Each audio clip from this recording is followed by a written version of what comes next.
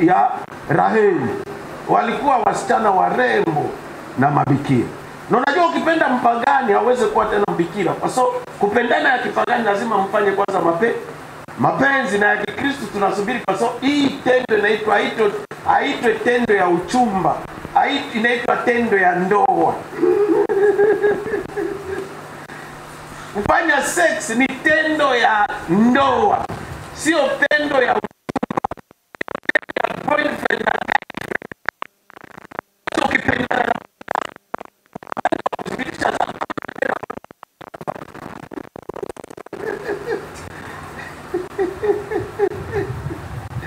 Oh yes. Sasa alipokuwa anamalizia kuomba, Rebeka akatokea na sifa ngapi? 2. Na historia nakwambia, kwa kufundisha Biblia vizuri inahitaji mambo ine, ujue historia, jiografia, environment na ndio spirit utaipeleka vizuri. Taifa ya Israel, msichana wote mwenye alikuwa bado mrembo alikuwa bikira, mwenye aliolewa ni bikira, kwa sababu Israeli hawakuwa na mwanamke mwenye iko bikira. Na ndio kwa ndugu yako walipomrepu Dina wamekuwa hataolewa, na ndio maana wale wakasirika wanaua watu wote. Huko unanielewa? Unapokuta wakati Amnoni mtoto wa David anarepu dada yake, ilibidi wa mkaka yake amuue, kwa sababu ile binti hatafanya nini? Hataolewa tena, Tamar. Kwa hiyo condition ya Israeli lazima msichana kwa kuolewa awe bikira, na walikuwa wanavaa mavazi meupe. Inadhibitisha yeye ajue Mungu. Na ndio nakuta wakati Miriamu iligundulika iko na mimba, kwa sababu Yusufu alikuwa mtu mzuri, akapenda kujitoa tu kwa siri, kwa sababu wataua nani? Miriamu ikijulikana amebeba mimba. Sasa msichana mrembo kila siku anachokozwa na waonani, kwa sababu wanaogopa Mungu, wanajizuia wasifanye dhambi. Rebeka akashuka na sifa 2, mrembo.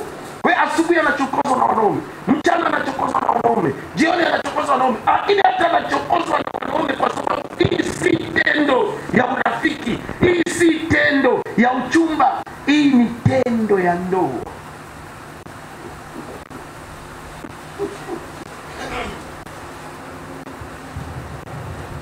Na huyu manager wa mali ya Ibrahim alipomuona akamwomba, akamwambia nipe maji. Alipompa maji, akiwa anakunywa maji, Rebeka yeye mwenyewe akamwambia natashotea ngamia yako nini? Unisikilize, nyama gani anakunywa maji mingi kupita wanyama wote duniani? Amen. Na yeye alikuwa na ngamia 10. Unaona hiyo kazi alifanya? Alirudia kwa kisima mara. Na kama kuna, unajua wanani wasichana gani wana maringo? Warembo. Sasa na leo msichana mrembo. Kanenda anachukua mtu gani? Kanenda. Alifanya safari nyingi. Na huyu bwana akawa anaangalia kile nilisema kila tokeo. Basi mwisho wa siku wakaenda, ikajulikana kwamba ni familia. Walipofika kule, bwana akaeleza bila alisema ndaomba msichana mwenyewe atafanya. Familia iliposikia wakasema basi hiki kinatoka kwa mahali. Hapana kwenda kupata mwanamke bure. Mwanamke anaolewa na mahali. Akatoa mahali. Na baada ya kutoa mahali, wakala, ndio sasa mahali tunasoma. Wakala, wakanywa. Kunywa nini hapa? Si maji, wanakunywa pombe. Ila kitu, kwa sababu dhambi ni nini? Ni kwenda kinyume na neno la Mungu. Na kwa agano la kale kunywa pombe haikuwa dhambi. Sema hivi, niko nafundisha hapa, mngeweka task ya 2:2 3. Pombe likatazwa sehemu moja pekee yake, Walawi sura ya 10 mstari wa 9-10. Waisraeli walizuiliwa kunywa pombe wanapoenda hekaluni, kwa sababu wanaenda mbele ya sanduku ya agano ya nani? Mbele ya uwepo wa Mungu. Akili isifanye nini? Changanyikiwa. Lakini wanapotoka mbele ya sanduku ya agano ya Mungu, kuanzia makuhani, maarkibisho, maapostol, maprofet, wote walikuwa na chapa pombe. Na kwa nini sisi tukataza? rafiki yangu mtaka tu kwa madhabahu. Unaona neno? Tunakuwa kwa watu wangu kutoka ningechapa pale. Lakini kwa nini sisi tunakatazwa? Biblia inasema agano la kale lilikuwa kivuli, si kweli. Kweli ni agano hili. Walikatazwa wanapoenda hekaluni, na hekaluni ilikuwa kwa kuwa hekalu lazima kuwe sanduku ya agano la Bwana. Na sisi katika agano jipya wa Korinto wa kwanza 3:16 Biblia inasema amjue ya kuwa nyinyi ndio hekalu la Mungu. Sisi ndio hekalu, si. Na Biblia inasema na Roho wa Mungu anakaa, kwa hiyo sanduku ya agano kama iko ndani yetu, hatuwezi kunywa mwisho asubuhi, mchana, jioni, hatujapo. Biblia inasema wakala na kisha kula kunywa. Huyo bwana akaona kwa sababu mission yake imefanyika kwa haraka, akawaambia basi mniruhusu nirudie na mke wa nani? Wa bwana wangu, tayari nimetoa mali, kila kitu kimefanikiwa. Msikilize. Hapa kwa hiyo familia kulikuwa watu ngapi? 3. Na maono kila siku inaelezwa mbele ya watu ngapi? Hata Yusufu alieleza maono yake mbele ya watu ngapi? Na maono kila mtu anapenda alipokea. Na inahitaji kujihadhari vile unauza maono yako. Habakuki 2 anasema maono lazima iuzwe. Lakini elewa, unapouza maono unaiuza mbele ya watu wangapi? Hapa kulikuwa baba, kulikuwa mama, na kulikuwa ndugu zake. Na Yusufu pia alipokuwa anaeleza maono, baba yake Yakobo alikuwa, mama yake alikuwa, na ndugu zake walikuwa, na kila mtu alipokea hiyo maono kwa namna yake. Yakobo aliitia kwa moyo, sema jua, mwezi, nyota inatusujudia. Mama yake hakuikubali na hakuipinga, lakini ndugu yake wakamchukia. Na unapoendelea kuelezea Mungu mambo yako mwenyewe kupende, unajiletea shida nyingi kabisa. Na hapa kulikuwa baba, mama na ndugu, lakini baba akasema naruhusu. Kwa nini baba anaruhusu? Ndani ya Biblia amekwambia baba, ndani ya Biblia tuna baba 7. Lakini baba si mwanaume. Baba si mwanaume. Hapana. Baba inatokana na lugha ya Kiyunani, pate. Kwa Kiingereza sasa take care. Kwa Kiswahili sasa mlezi au mlezi. Kwa sababu Mungu ni roho. Na roho ana sifa ngapi? 3. Na Mungu ni baba. Sawa? Lakini Mungu ni roho. Roho haina mwili, haina damu na haina mifupa. Kwa kuwa mwanaume, kuwa mwanamke lazima ukuwe na mwili. Sasa baba si mwanaume. Kama Yusufu anaeleza ndoto mara ya kwanza, ndugu yake wanamchukia. Kesho tena anakuja na ndoto nyingine. Walipomuona wasa bwana ndoto anajifanya lazima. Tuna maono, tuna mizigo ndani ya maisha, tunataka kufanya hiki na hiki. Lakini tunapoeleza sisi sio watoto. Naeleza mbele ya baba, naeleza mbele ya mama, naeleza mbele ya ndugu, naeleza nikiona huyu mtu anakubaliana na mawazo yangu, naendelea kumshawishi, naendelea kuongea naye. Kama mtu anakubaliana na utaona atakwambia usifanye hivi, uifanye hivi. Na kama mtu akubaliana chochote uko naongea yeye anakipinga, usimuelezee yake tena hata siku moja. Asa mama na ndugu yake wakapinga. Wakasema hata umetoa mali, hata kama imetoka kwa Mungu, lakini binti abaki na sisi siku 10. Tutamleta. Yeye akasema hapana, nilishatoa mali. Mungu kabisa ndio amefanikisha. Wakasema basi. Kwa sababu kitu kikafikia kugundulikana, sio baba anaolewa, sio mama anaolewa, mama yuko kwa ndoa. Si ndugu yake wanaolewa nao. Anaolewa ni nani? Rebeka. Wakasema basi tumuite msichana mwenyewe aje kuamua kama atakubali kwenda au atakatala kufanya nini? Kwenda. Bila nasema sikio ni mama. Mama akamfuata Rebeka. Unajua ni mama. Anamwambia unajua tunakuleta. Huyo mwanaume anataka kwenda. Hata tutapokuuliza utaenda na huyu mwanaume au utaenda, sema sitafanya nini? Sitaenda. Sikiliza baki kwa nini. Sasa akasema yes. Walipofika baba akiwa pale, mama anakuja tayari alishajua ameweka maneno, anaingiza maneno kwa akili ya Sara, ya Rebeka. Na ndugu yake wakamuuliza Rebeka, tumeongea hapo, huyu bwana ametoa mali. Wewe ndio ulimleta, mlikutana naye kisimani. Na tumeona kabisa ni mpango wa Mungu, ametoa mali. Na yeye anasema hataki tena akawe. Na ndio maana uchumba si kitu ya kukawia. Ni makosa kuwakawisha watu wakae miaka 3 wanaangaliana kila siku wanapendana, watafanya dhambi.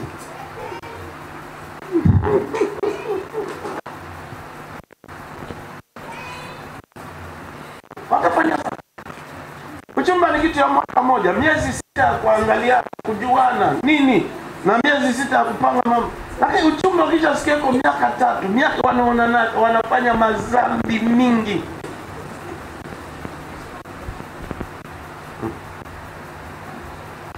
Na kuna ndoa mbili, makanisa pia ndio yanasaidia kufanyike dhambi.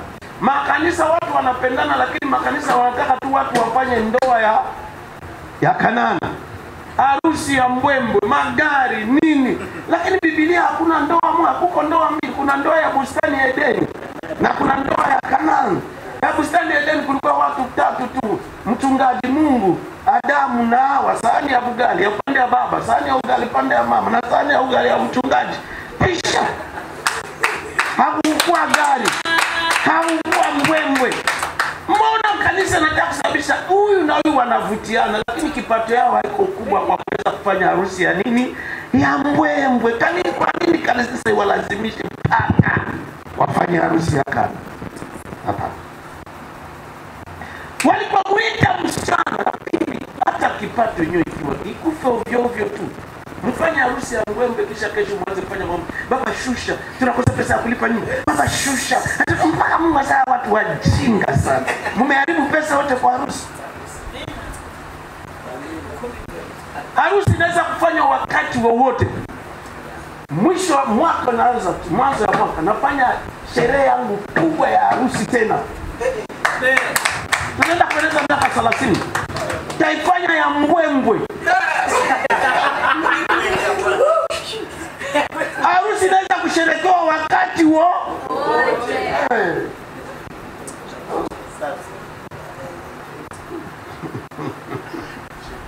Walipoita binti, mama tayari amemtoa maneno kule nyumbani. Wakampiga mama na maswali yote na ujasiri. Unaonaje Rebeka? Unaenda na huyu mwanaume au hautaenda? Rebeka akaacha kuangalia mama yake. Sasa nitaenda na mama. Unajua nini?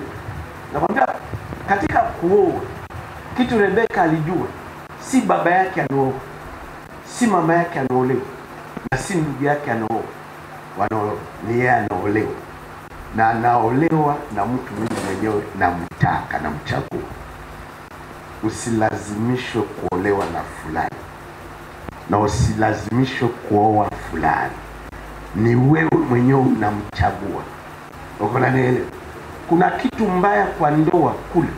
Tuseme mnagombana. Ukisikia mtu anakuambia si tuko kwa ndoa, zaidi wachungaji wengi wanaongea, tangu tuone na mke wangu miaka 20 hatujawahi kugombana, mwambie ni muongo.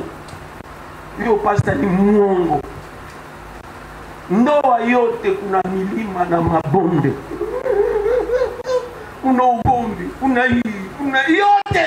Hata mnaokoka, mnapenda Mungu, mnasema lugha, ndoa yote. Na unajua matatizo kubwa ya ndoa ni utofauti ya mawazo. Mimi nafikiria, mama nafikiria. Kama mimi ndoa yangu tatizo ya kwanza ilikuwa Kongo, wanaume waende jikoni. Ukienda jikoni wanakuita mlafi, hakuna msichana atakupenda. Unaelewa? Hasa naomba mwanamke kabila yake wanakula ugali. Kabila yangu tunakula wali na ndizi. Naenda kazini nakuta ugali. Niambia uko na shida gani? Mimi si tunakula wali. Pressure na panda na usifikiri siokoke, naokoka. Nina Roho Mtakatifu na nina nguvu ya Mungu, lakini naletewa kitu sitaki. Baadaye ndio nikakaa kugundua. Na ndio paka sasa silaki ndizi tena. Silaki wali. Kumbe watu wa ugali wenyewe wanakula ugali hawashibe na wali. Ni kama kitu hakule kitu chochote. Uko na neno, ndoa yote iwe askofu, iwe hata kama pope angioa, kuna maneno. Na hiyo maneno yanatokana tu na utofauti wa mawazo. Sasa unaposikia sasa unakosana ndio mimi haiko wali ni mtu niliyochapa ni wale na wewe.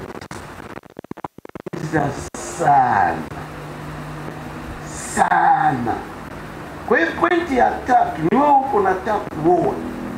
Na ni wewe unataka kuolewa, unamchagua yule wewe unafanya nini? Unamtaka. Usilazimishwe. Msichana, no, usilazimishwe kupewa mwanaume. No. Ni mimi naoa. Na mimi naolewa. Sasa nitaolewa na yule mimi namtaka, namchagua mwenyewe.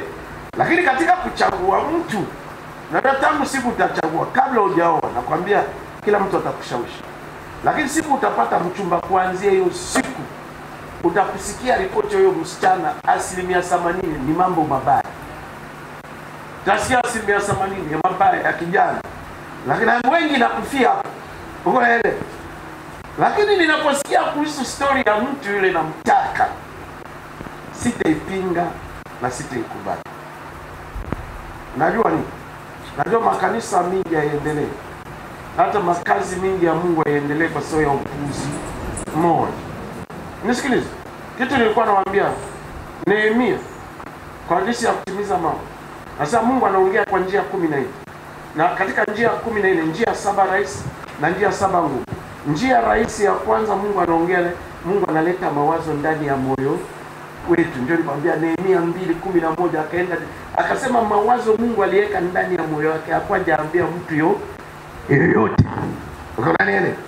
Sasa alipofika kule alikuwa na mawazo, anataka kujenga mji wa Yerusalemu. Lakini ajue anzie wapi, kwa sababu iko nje ya taifa ya nini? Ya Yerusalemu. Ilibidi apate ripoti. Ripoti ya Anania akakuja kumweleza vitu ya kusikia. Kumwambia kule kuko hivi.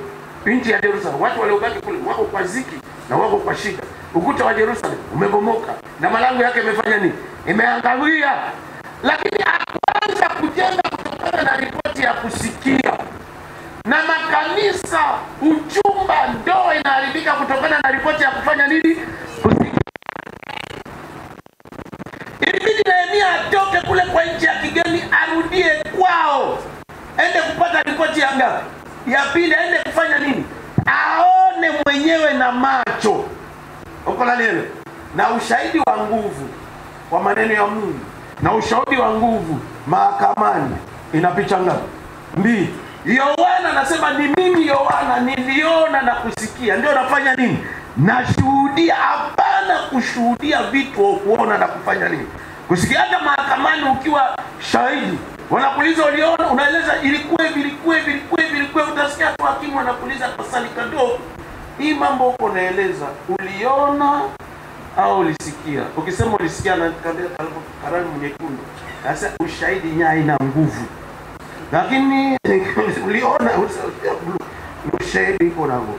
Sasa ninaposikia kuhusu ile kijana, huyu msichana nataka niko napenda kuoana naye, siwezi kumpigia simu. Nimesikia kwanza ni uchumba ni shoko mjinga. Sasa ngine shetani anaingilia, anataka kuharibu nini? Uchumba wenu. Kuna uchumba mingi nzuri iliyokuwa kwa mapenzi ya Mungu ya kufanya nini? Kusikia. Sasa ninaposikia, sasa iko na msichana mwingine, ninaposikia anakunywa pombe, ninaposikia huyo binti iko malaya, siweze kubadilika kwa sababu ni habari ya kufanya nini? Kusikia. Nataka kuidhibitisha. Mimi mwenyewe nifanye nini? Nione. Wewe akutana naye bila sura kubadilika, tunaendelea kucheka. Kama ni tabia yake, wewe mwenyewe kuna siku utamkuta anafanya hiyo mambo. Uko na ile. Kwa sababu Mungu yuko kudhibitisha sasa tabia ya mtu. Na kama ni uongo, hakuna hata siku moja utamkuta akifanya hiyo nini? Mambo. Na uchumba inafanya nini? Inasonga mbele. Nakwamia hapo. Naenda kufundisha sasa. Nasema naongea kuchagua mchumba sana mpenzi. Mambo 11. kujua huyo msichana ndio Mungu anamchagulia na mtu anampa. Pointi ya kwanza, mwanaume lazima akuwe na kazi. Kwa sababu mtakula kitabu ya Mathayo, mtalipa nyumba na kitabu ya Isaya, mtapanda ndege na lugha. Na msichana lazima atengenezwe kwa ndoa, kwa sababu mwanamke kwa ndoa afanye kila kitu kwa mambo yake, anayefanya kwa ajili ya kumpendeza nani? Mume wake. Ile hitaji atengenezwe, ajue vitu gani wanaume wanataka na vitu gani wanaume wafanye nini. Na kitu ya kwanza, mwanaume anataka kupita kitu yote, si hata mwanaume atakumheshimu. Heshima. Sasa tunasema pointi ya pili, Mkristo haolewi na mpagani. Mwisraeli haolewi na mtu si Mwisraeli. Mtu anatahiriwa haolewi na aolewi mtu asiyetahiriwa. Mpagani akikusimamisha jina yake inaitwa tu majaribu ni kuitembea. Namba 3. Hasa nikishajua ni Mkristo, naweza kuwa Mkristo yoyote, mtao na kuolewa. Yule mimi mwenyewe nafanya nini? Na mchagua. Si kazi ya wachungaji kuchagulia watu wa mke na mwanaume, hapana. Naweza tu kukuambia, unaona kijana wangu unaona uko mzuri sana, lakini naona binti anataka mzuri, lakini kama avutiwe naye usimshawishi.